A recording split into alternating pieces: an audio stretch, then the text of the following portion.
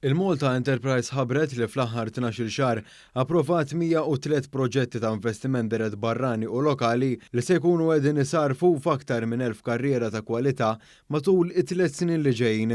Fil-fatt il-Malta Enterprise approvat il fuq minn 75 miljun euro ta' investiment minkejja l-isfidi internazzjonali.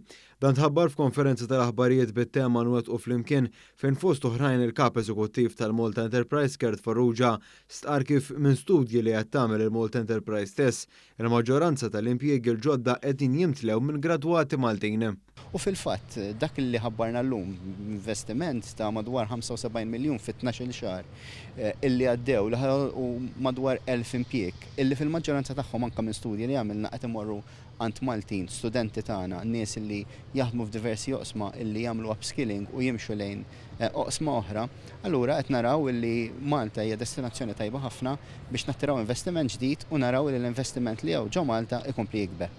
Fis-sit ta' kostruzzjoni fejn sal-aħħar tas-sena se tkun qed topera faċilità tal-ogħla livell ta' Torrent Pharma li se tkun qed tiċċertifika u tesporta l-mediċini tagħha lejn diversi swieq internazzjonali, il-Viċi President ta' Torrent Pharmaceuticals Amul Agrawal innota kif fis-settur tal-farmaceutika il-loġistika se tkun fattur importanti ħafna. B'hekk pajjiżna se jkun kruċjali biex iqarreb l-operat tal-kumpanija lejn l-Ewropa. Logistics is going to become the key stakeholder in the entire pharma industry where you fight for every cent nowadays. And so we realized that this is a good opportunity for us to start. We were quite thankful for the entire ministry from Malta Enterprise doing all the support in pulling everything.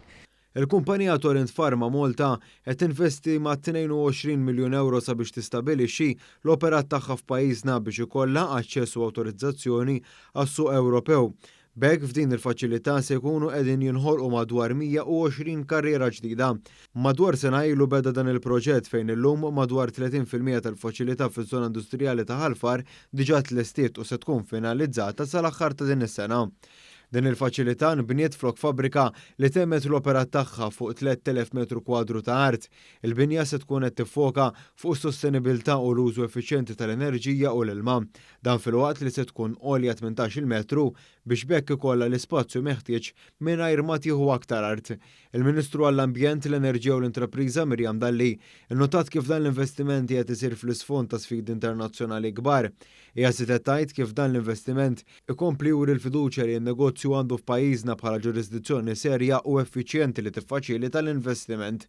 Il-Ministru Dalli nnotat ukoll kif pajjiżna qiegħed jattira investiment fl-ekonomija l-blu u f'setturi li jipprovdu valur miżjud anke permezz ta' startups li jibdew l-operat tagħhom f'pajjiżna.